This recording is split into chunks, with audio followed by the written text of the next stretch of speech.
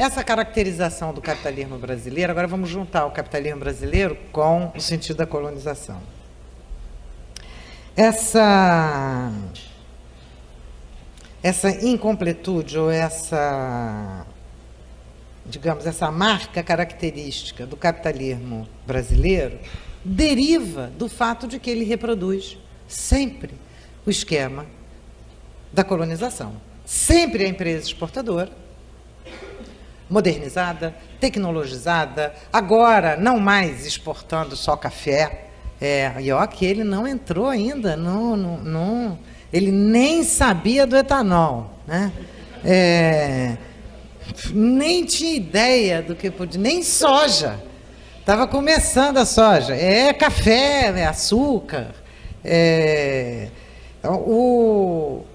Qual é o tema dele? Ela está sempre voltada para fora, essa empresa voltada para ela se moderniza, ela avança, ela se industrializa, ela vai inclusive abrir espaço para o mercado interno aumenta, tudo isso acontece. Mas o fulcro dominante é o fulcro da exportação para satisfazer matérias-primas ou produtos adicionais no exterior, enquanto internamente o impulso não é endógeno, digamos assim. O impulso desse capitalismo não é endógeno. Ele é sempre exógeno, ele está sempre colocado do lado de fora. Então ele vai colocar isso o tempo inteiro. Isso é repetido em cada análise que ele faz, essa marca do sentido da colonização, essa marca da colonização brasileira se torna como uma cicatriz que atravessasse o corpo inteiro da economia e do povo brasileiro, não uma cicatriz que se modifica quando alguém cresce, que ela perde importância relativa. Ela está o tempo inteiro crescendo junto com a própria expansão do capitalismo internamente. Ao se reforçar como capitalismo interno, reproduz e reforça a sua dependência externa. É essa a questão dele. Ele, de modo algum, reduz essa dependência. Eu vou retomar isso, olha só, por exemplo, em 77, na perspectiva em 77, ele diz, aspas, deixamos de ser, em nossos dias, o engenho e a Casa Grande senzala do passado. Referência ao Freire, lógico, né? E a Casa Grande senzala do passado, para nos tornarmos a empresa, a usina, o palacete e o arranha-céus, mas também o cortiço, a favela, o mucambo, o pau-a-pique. Essencialmente, contudo, com as adaptações necessárias determinadas pelas contingências no nosso tempo, somos o mesmo do passado, se não quantitativamente, na qualidade. Na substância, diria a metafísica aristotélica, embora em mais complexa forma, o sistema colonial brasileiro se perpetuou e continua muito semelhante. Isso Caio Prado Júnior, perspectiva em 1977. Reparem que ao mesmo tempo, aí há uma dificuldade no Caio Prado, porque não pode ser uma hipótese de que o ovo é o ovo e segue o ovo eternamente. Não nasce galinha daí, né? Então, mas essa crítica que eu estou querendo colocar ao Caio Prado tem de ser colocada, me parece, com muita cautela, porque é uma crítica de um detalhe, que não é um detalhe, embora porque é uma coisa central, mas é uma crítica que precisa entender a importância da trajetória do Caio. Ela só faz sentido por dentro de uma leitura do Caio Prado e não por fora. Tá? Porque, olha só, agora para frente, alguns temas eu vou encerrar, porque eu já estou em 1 hora, tá vendo? Fica falando, deixa a gente ficar falando, a gente vai falando. Fica todo mundo calado, a gente vai embora. Ou está todo mundo dormindo, deixa eu tomar uma conta aqui melhor, acho que não. Porque tem algumas... Bom, eu vou fazer alguns comentários pontuais para apimentar o debate e paro. Tá? Em primeiro, coisas que eu acho contribuições extraordinárias do Caio Prado para a gente hoje, como a gente precisa avançar. Provocação pura e simples, levem isso nessa conta, o Brasil hoje é um país exportador de capitais. Exporta capitais não apenas para a América Latina, exporta capitais para o Iraque, exporta capitais para a África, etc. Tem um banco chamado BNDES, que ninguém sabe até hoje o que quer dizer o S, deve ser da sacanagem, né? Mas tem um S que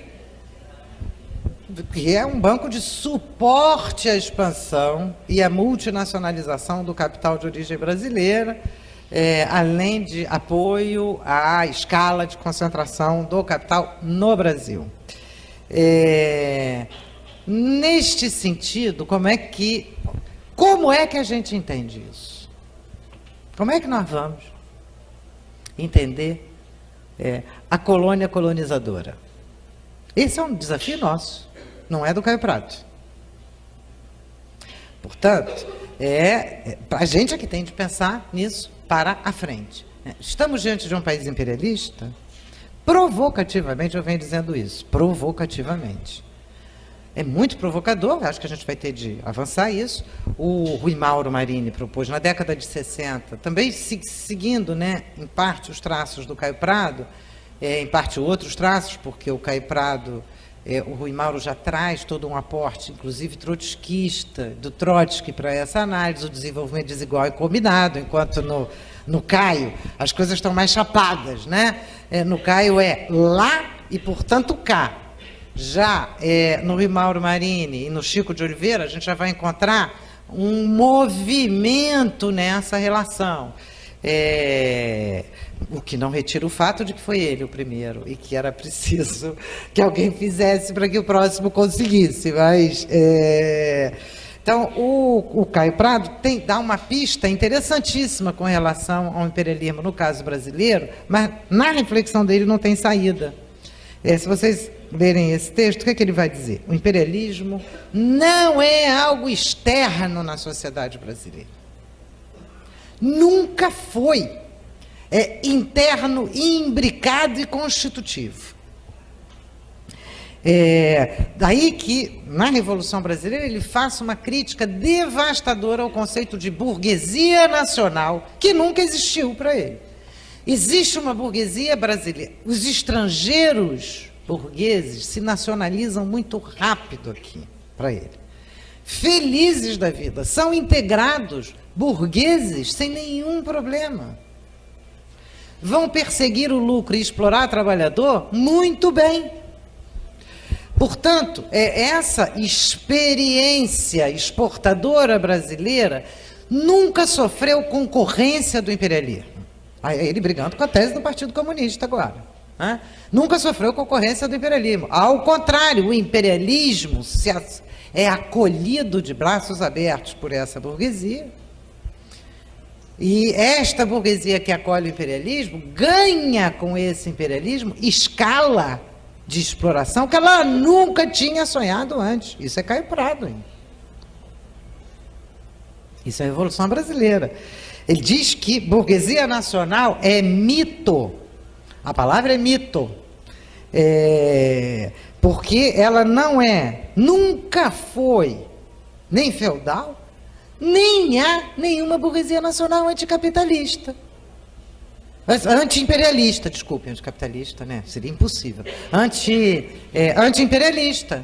Diz que não tem nenhuma, tem até briguinha, assim, entre um setor da burguesia brasileira com o imperialismo, mas é briguinha, coisa de comadre. No fundo, eles estão inteiramente de acordo. E mais, os grandes latifundiários, os grandes proprietários de terra não têm nenhuma contradição, nenhuma amizade fundamental com o imperialismo. Se há alguma contradição, é entre esses grandes proprietários agrários, para Caio Prado, e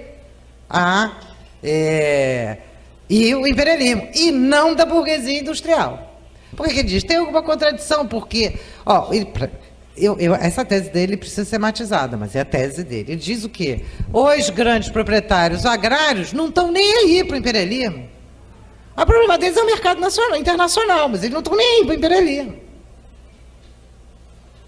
O negócio é continuar a explorar aqui, proteção lá, eles não estão nem se lixando. Então, não tem burguesia nacional e mais. São assim, tudo casado um com o outro, tudo O mesmo latifundiário é também banqueiro, é também comerciante, é também industrial.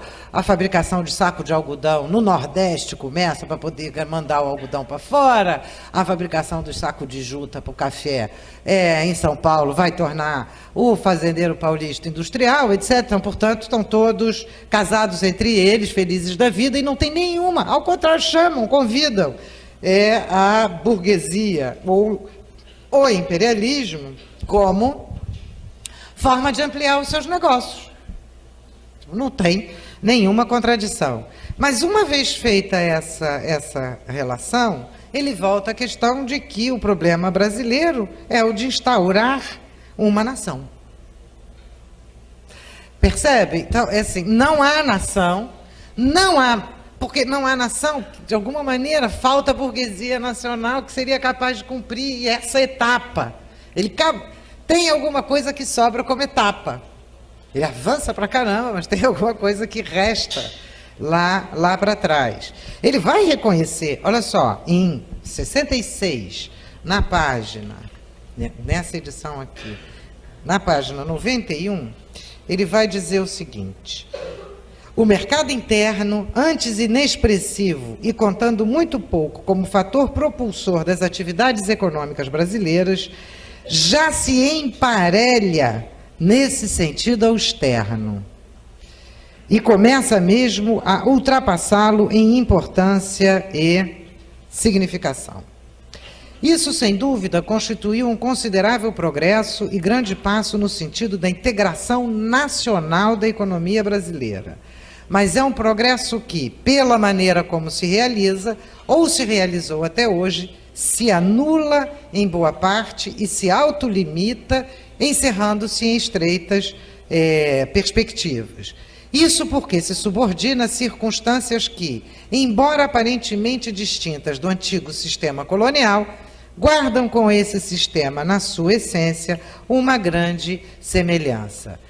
De um lado, porque a diversificação da produção para o atendimento das necessidades próprias do país e de sua população, e a libertação com isso do exclusivismo de atividades econômicas voltadas para a exportação, se realizam paradoxalmente por um processo em que a função exportadora conserva de fato sua primazia. Então nós voltamos para o sistema, quer dizer, aumenta o mercado interno, mas ele não trata as duas coisas juntas. Vambora. O que ele faz?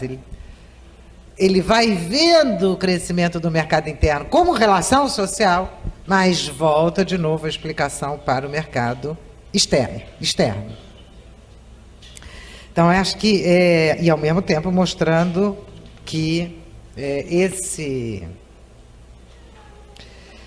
capitalismo brasileiro é um capitalismo intrinsecamente constituído pela burguesia brasileira e pelo imperialismo. Então, essas duas questões, que eu acho que são formidáveis colocadas nele, exigem da gente ainda dar muito passo. Então, eu tenho de ler Caio Prado muitas vezes para conseguir chegar a dar um passinho a mais, que ele não pode mais dar porque está morto. Né? Mas, ainda bem que os nossos mortos nos deixam heranças como essas. Né? Eu acho que essa é o papel fundamental da gente agora, quando a gente trabalha com eles, tentar pelo menos conseguir escalar para chegar no ombro deles. Bom, gente, vamos para a parte do debate, acho que já está bom, já falei bastante, já deve estar cansado as orelhas aí, e aí no debate talvez fique, né, mais caloroso.